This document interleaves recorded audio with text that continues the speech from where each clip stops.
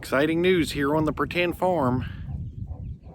We finally reached day 21 and the eggs were hatching under our broody hen. So we thought she could use a little treat, and I decided to bring her some water just so she could replenish her thirst, which she readily took me up on. I had to throw her a little snack too because I knew she had to be hungry. Now what you can't see is there's already about 2 or 3 chicks that have hatched underneath of her.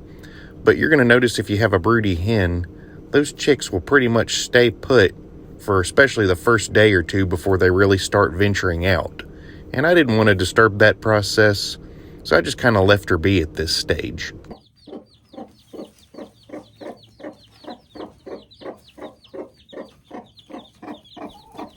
So here everybody's out venturing around the next morning, and at this point she's pretty much given up on setting on her nest box, and she's moved on to the next phase of mommyhood, which is showing her young chicks that have hatched how to forage, eat, drink, that kind of stuff.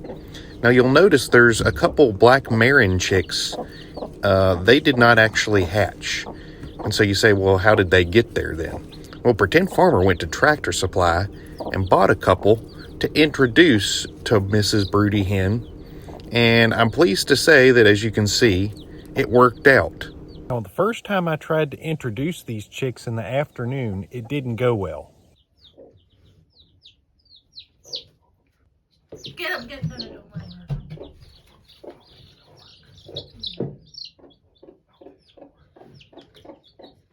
Most people that do this procedure, they'll do it at night in the dark, so that she's kind of unaware that you're putting chicks under her until the next morning she gets up and there's extra chicks there and she just goes, oh, well, must have had some more hatch or something. The broody hens seem to be more likely to adopt the chicks if you kind of sneak them under her versus just chucking them at her and her knowing exactly what's going on.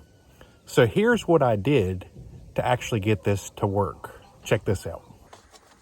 In my nest box, if you look at how the walls are made in between my 3 nest boxes that I have, there's a crack in the back. They don't go completely from front to back.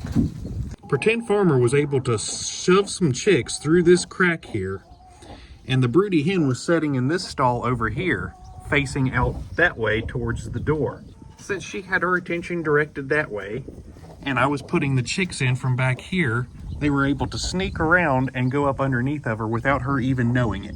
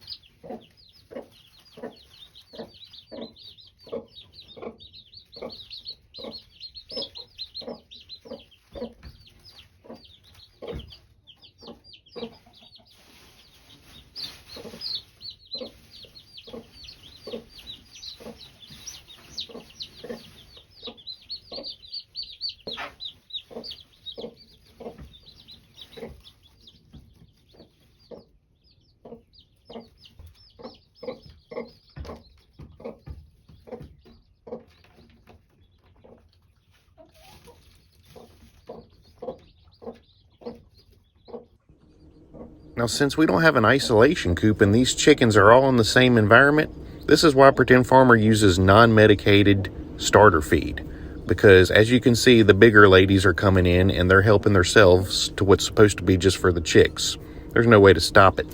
We're only going to have food and water in the coop just until they're able to follow mommy chicken down her ramp. be sure and subscribe to us here on the Pretend Farm, because we're going to be bringing you lots of updates regarding these chicks and their progress as they grow up.